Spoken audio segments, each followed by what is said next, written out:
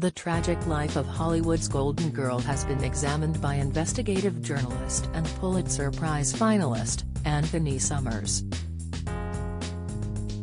He began investigating Marilyn Monroe's death in 1982 after he was commissioned by the Sunday Express magazine to write a story about the case being reopened.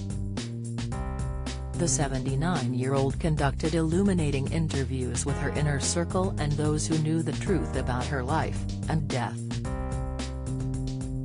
In the Netflix documentary, The Mystery of Marilyn Monroe, The Unheard Tapes, Mr. Summers claims to have debunked the public version of Marilyn's death.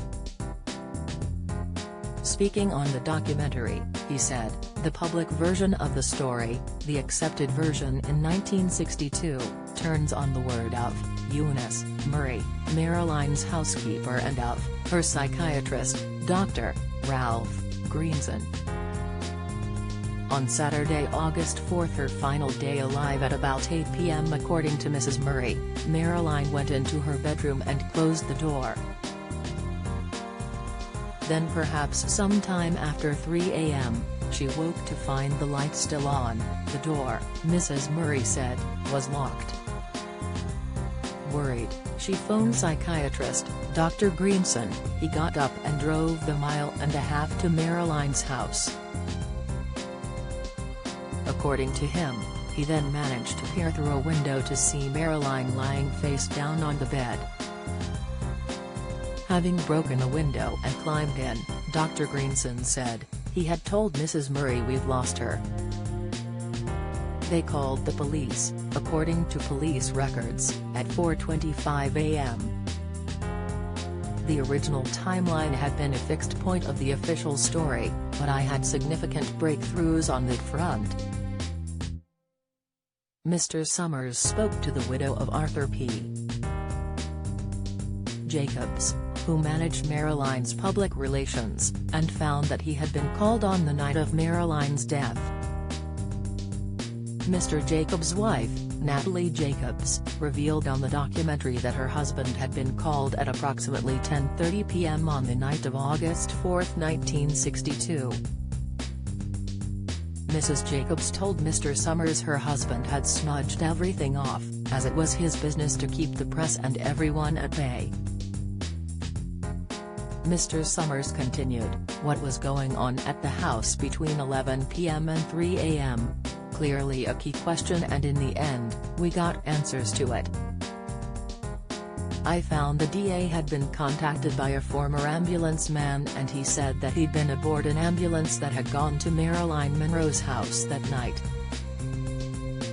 Mr. Summers said Marilyn had been found lying on her side and was put in an ambulance alive but comatose after she had taken a large number of barbiturates, sleep-inducing or anxiety-reducing drugs.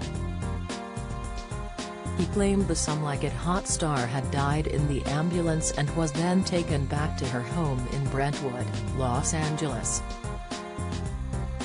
Mr. Summers then alleged that the circumstances surrounding Marilyn's death had been covered up because of her connection with the Kennedy brothers.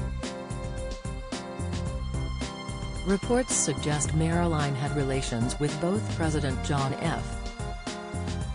Kennedy and his brother, Robert, but Mr. Summers claims all but one photograph of them together was destroyed, as were tape recordings of them together. Mr. Summers continued, "There have been several conspiracy theories. There are people on very thin evidence, I think largely made-up evidence, who said that people wanted to hide the precise circumstances of her death because Marilyn was murdered. Although I made a lot of progress in the work and indeed found out things to do with her dying and the circumstances of her dying which had not been found out before, I did not find out anything that convinced me that she had been deliberately killed. She died committing suicide or taking a huge accidental overdose of drugs.